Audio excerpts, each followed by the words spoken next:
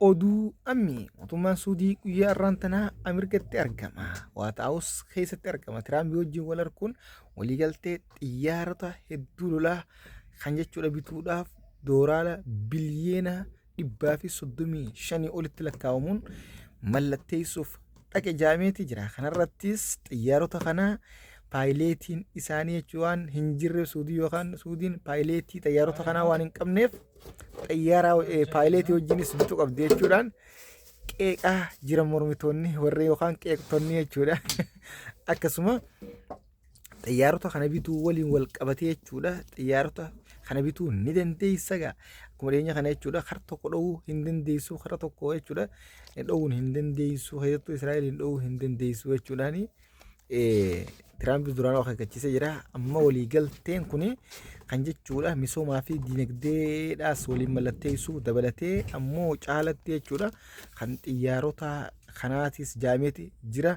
Hundaafuu jechuudha michummaa Ameerikaatii fi Suudii akkaan jabduudha dabalatee maasiis Abiraamiyyaanis keessa jirti yaamaa jira. Kan ammoo itti amantummaadhaan Tiraamp dubbatee jira. Abiraamiyyaan tun maali dura isinii galtee keessuun isaa gizee jechuudha raawwatamtee boodaan isinii ibsa hundaafuu jechuudha sirriitti beeka waan hin ta'eef warroonni Dubaay jiran hedduu beekuu danda'e jechuudha kanarratti.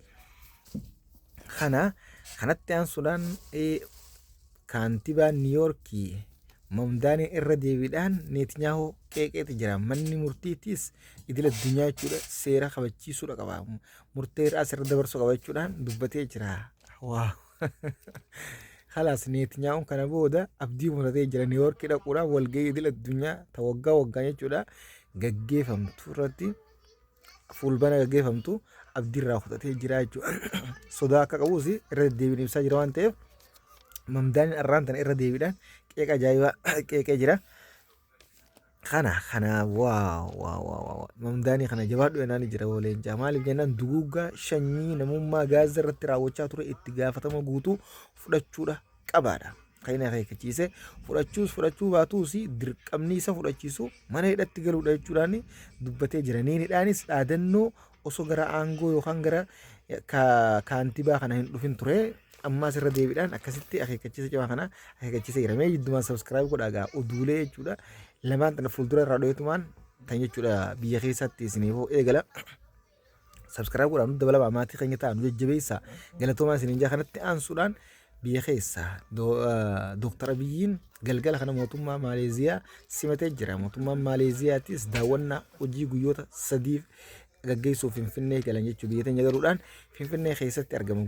Daawwannaa guyyaa 3 kanaan jechuudha haala biyyattii irra jirtu keessattuu akka Afrikaatti guddina fi akkasuma humna waraanaatiinis ta'ee guddinaa fi haala miidhagina magaalaatiinis akkuma duraanuu walga'iin idil addunyaa yookaan walga'iin Afrikaa guutuun jechuudha Finfinnee ta'eetii yoo ta'etti arramammoo sadarkaa olaanarra geessee jirti waan ta'eef daawwannaadhaaf achi dhaqee michummaa fi hariirummaa biyyoota lamaanii kan cimsu jechuudhaan Dooktar Abiyyiin baga gara biyya michummaa keenyaa jechuudha biyya michummaa keetii dhufte jechuudhaan simannaa ho'aa taasiseef jira.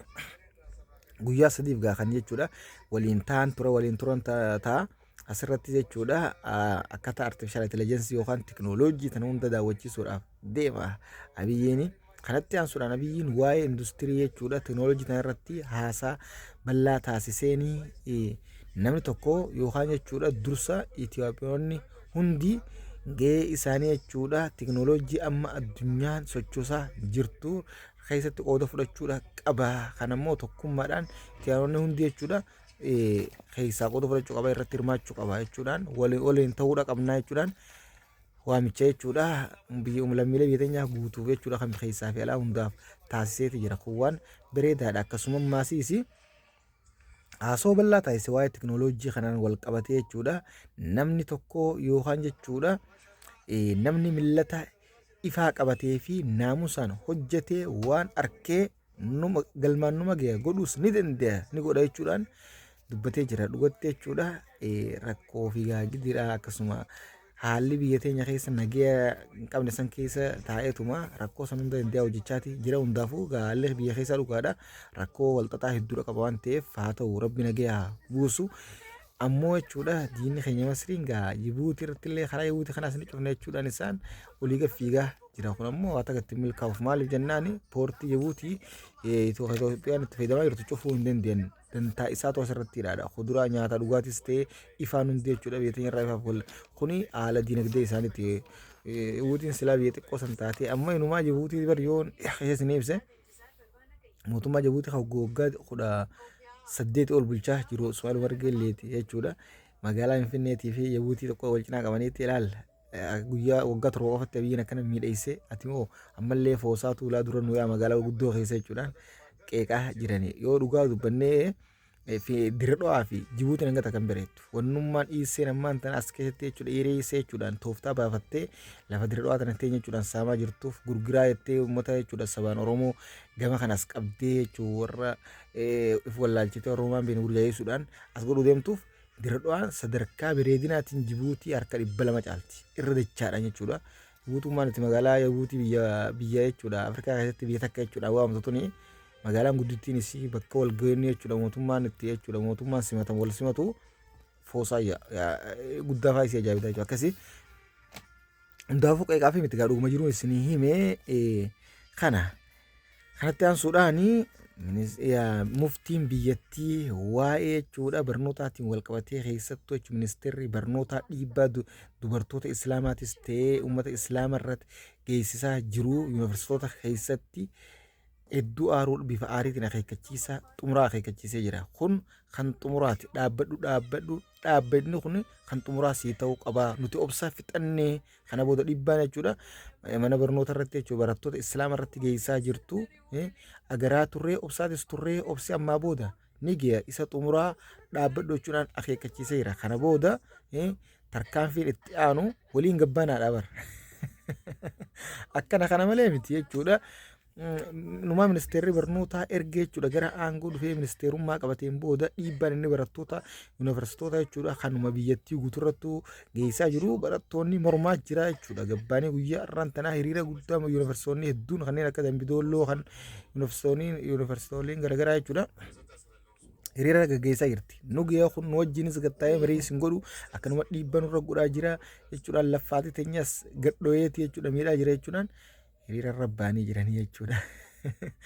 Kanaaf ammoo jechuudha hiriira kun booda jechuudha gara biyyattii guututti ce'ee jechuudha mootummallee fonqolchuu mala waan ta'eef Abiyyiin atattamumaan Dooktar Abiyyi jechuudha ministeera barnootaa kana seera qabsiisuu yookaan aangurraa buusuun dhaamsa keenya kan nuti dabarsinuufi jechuudha.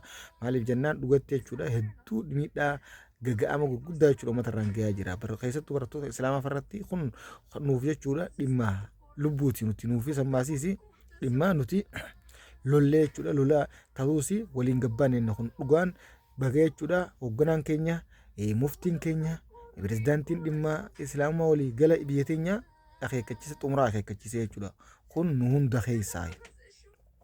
Maaliif jennaan yuunivarsiitii keessatti barnoota salaata dhabuun salaata dhorkuun dubartoonni akka uffatanii salaata baratan baranne taqullaa yaatu osoo dhayitee barattuu jechuudha tan bara qaamni isii guutuun jechuudha dirree taa'u barachiisanii sana ayyamanii fi kan nama jechuudha ijaabbatee fedhinnaa isaatti wanta godhe dhorkuun ammoo mirga tokko laatanii mirga tokko sarbuun eessatti argama addunyaa kam keessa jira. Kanaaf akeekkachiisa dhugaati kana nuti simannee jirra waaw asumaan umrii nu dheeradhaa jennaanii pirezidaantii keenyaan akkasuma jechuudha hayyuun qabsaawaan sabaa fi sablammoota biyyattiitii fi amantii islaamaa biyya teenyaa jechuudha hayyuu jabaan Ahmadiin Jabaliisi gaafilee hedduu jechuudha mootummaa wajjinis deebisaa jirra kan isaan hin deebines ni jira waan ta'eef sanis obsaa irratti hojjenna jechuudhaan muummicha ministeeraatti galatoonfatanii jiran akkana kana jechuudha irra deebiidhaan dubbachaatis turree jechuudha.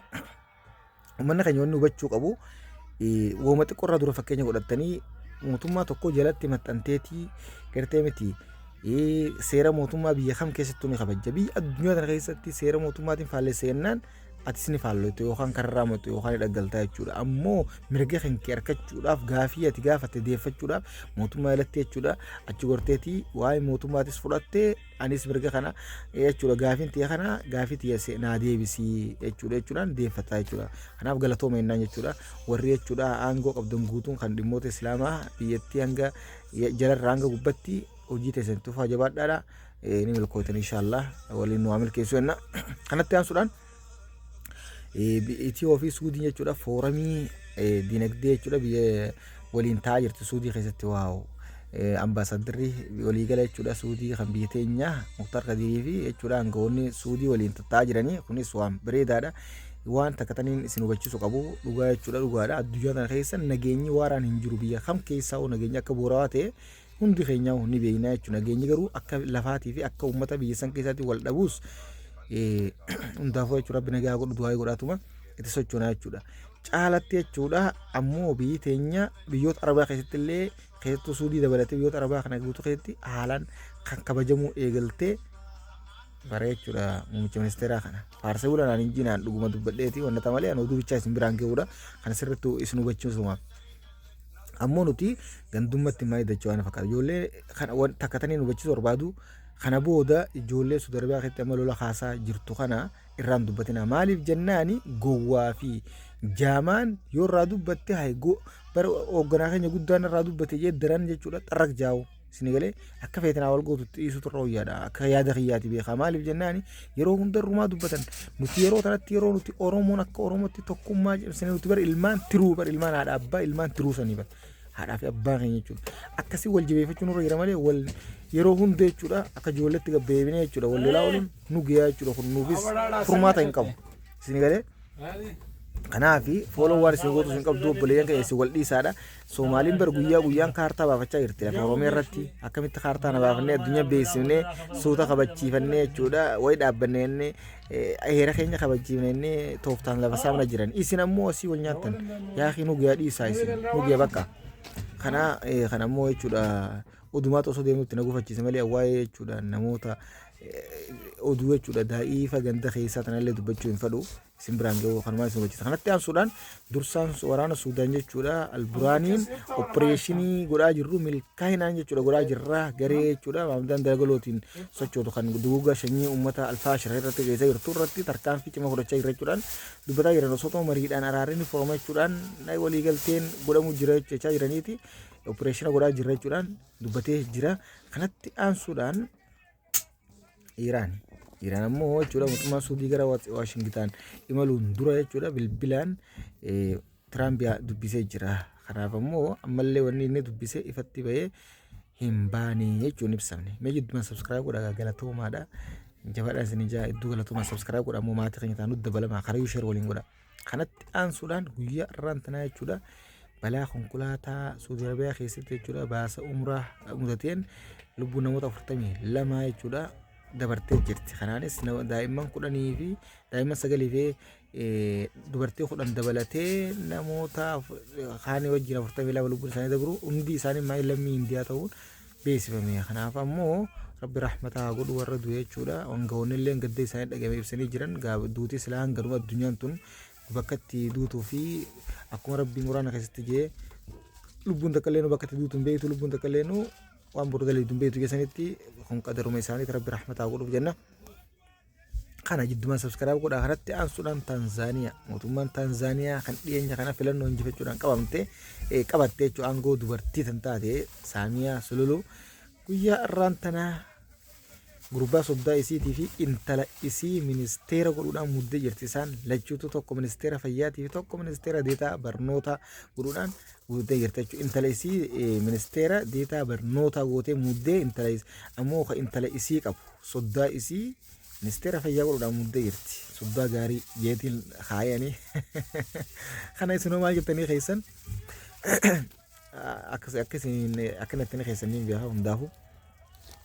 Kanatti aansuudhaan gaa ammaas jechuudha ibsa wal faana addunyaan baasaa jirtu hordofnee kan isin biraan geenyu ta'a ammoo biyyoorri lixaa kunis dhimma baqattoota irratti hedduu waan amma haala gaarii irratti himamaa hin jiru hundaafuu addunyaan fuulduratti eessa deemu deemtiin gaa kan jala buune isin gabaabnu ta'a ammoo oduulee addunyaa tan guyyaan dhagahuu qabdan hunda isin biraan keenya oduulee kamuu barbaanaa jechuudha as gala harkattan dudda balama maatii keenya ta'a subscribe godhaa nu jajjabeessaa gara YouTube kanaan baanaa jecha beekaadha. Kun cuunfaa oduu guyyaa irraan tanaati oduun irraa qabna kana fakkaata kan biraati langa walitti deemnutti share godhaan facaasaan akkasiin dho'isa du'a miidha. Assalaamu alaikum warahmatullaahi wabarakaatuh.